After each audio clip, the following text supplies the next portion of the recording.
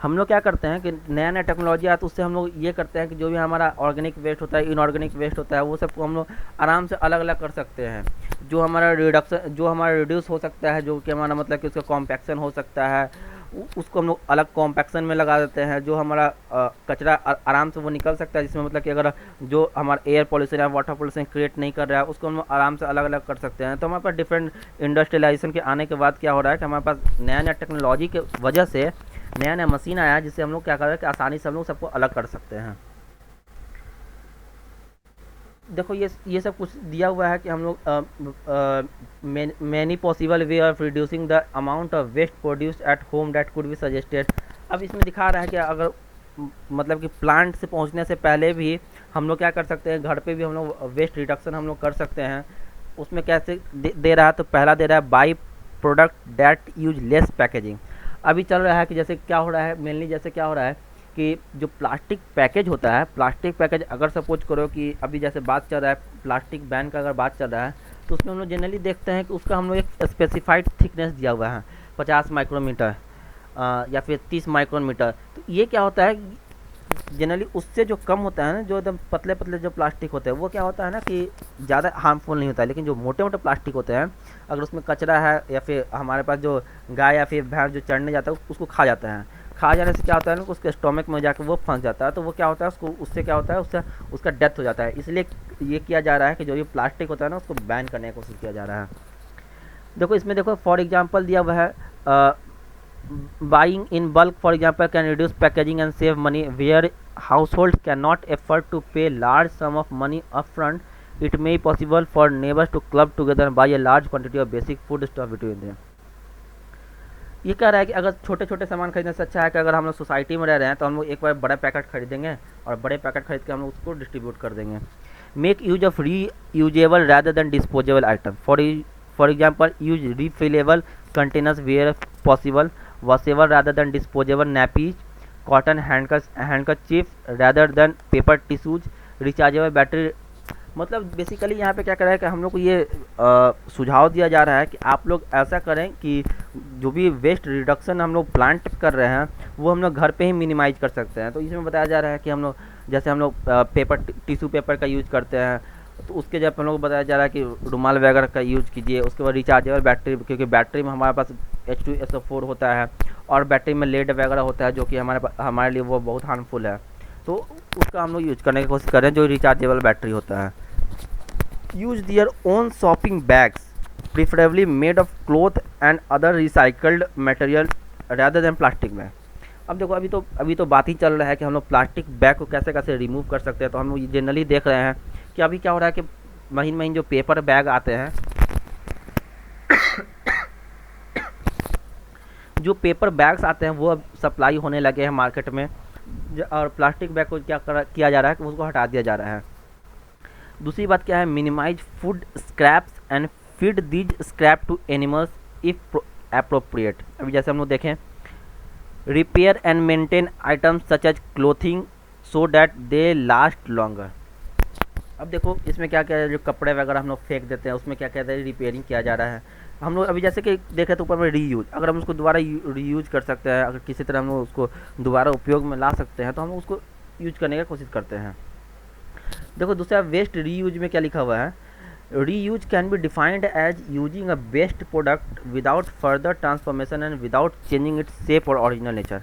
अभी जैसे ऊपर हम बात किए थे, हम ये बोले थे कि रीयूज में हम लोग क्या करते हैं, सेम जैसा वो है अभी कंडीशन में, उसको अगर हम लोग दोबारा यूज में ला सकते हैं तो हम लोग क्या करते हैं, उसका रीयूज कर लेते हैं। देखो सेम चीज़ वहीं लिखा हुआ है, कोई डिफॉर्मेशन नहीं, कोई आगे ट्रांसफॉर्मेशन नहीं, कोई शेप में चेंजिंग नहीं, कोई उसके ओरिजिनल नेचर में कोई चेंजिंग नहीं। अगर वो उसका दोबारा यूज कर सकते हैं तो हम लोग आराम से उसका रीयूज कर सकते हैं।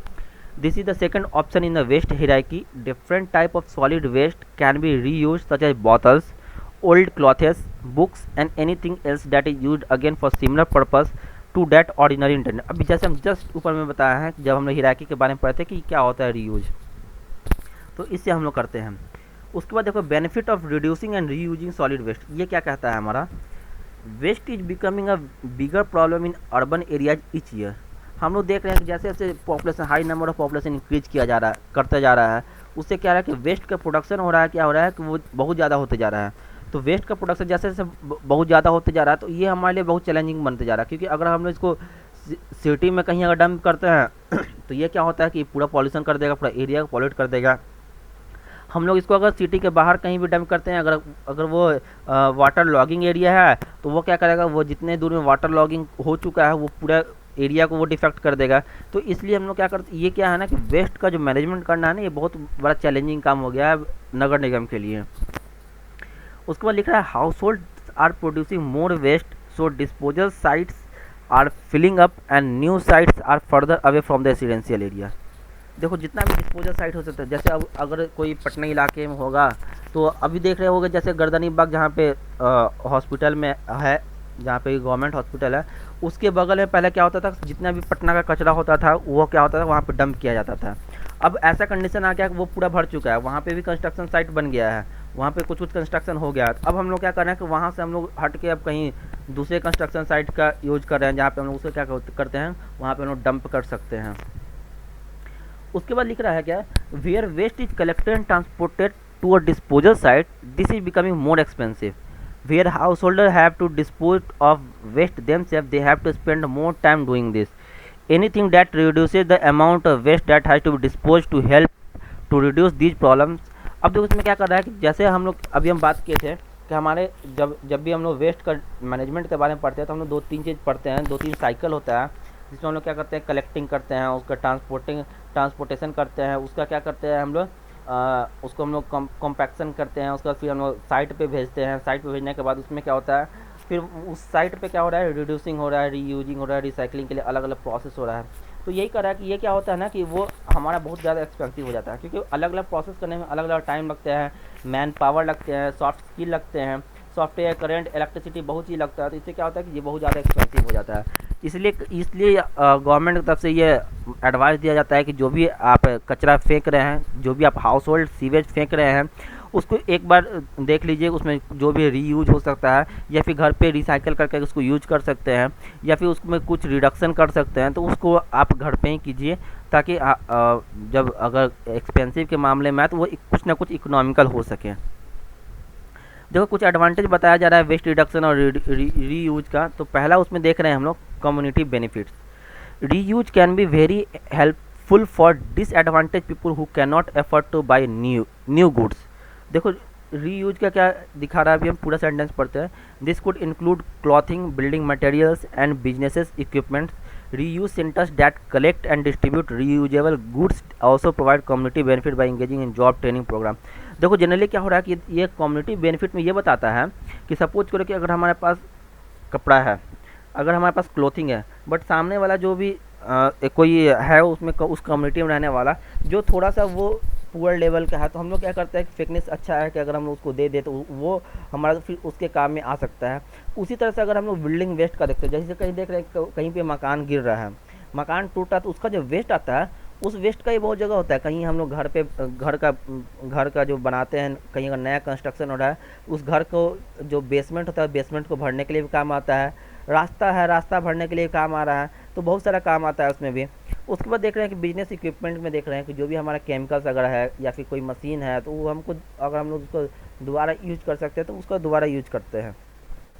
Reuse centre dot collect. देखो अब क्या कर रहा है कि जहाँ अगर सपोज करो कि रीयूज सेंटर से हम लोग कहीं बनाया है, तो उसमें क्या है कि ट्रांसपोर्टेशन का जैसे सपोज कि मकान का कचरा है, बिल्डिंग वेस्ट है, तो बिल्डिंग वेस्ट में अगर बिल्डिंग वेस्ट तो हमारा अब ऐसे ही अगर कोई नहीं लेता है तो वो तो हमारा ऐसे फेंकाता रहेगा।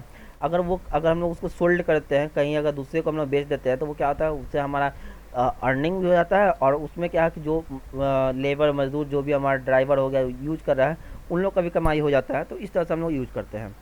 इकोनॉमिक बेनिफिट में देखते हैं क्या है, by reusing materials rather then creating new products from the raw material they are fewer burdens on the economy as the whole. अब देखो क्या है, जो सामान बन गया है तो उसमें तो हमारा एक बार पैसा लग चुका है। अब क्या कर रहा है कि अगर उसको दोबारा रीयूज करते हैं, अगर उसको कुछ मतलब कि उसको साफ़ सुथरा करके उसका दोबारा उसी का उपयोग करते हैं, तो हमारा क्या होता है कि जो पहले के तुलना में हमारा दूसरे बार में इन्वेस्टमेंट हमारा कम होगा। Especially if reuse results in reduction of raw material and product imports. Reuse is an economical way for many people to acquire the items they need. It is the most always less expensive to buy a used item than a new.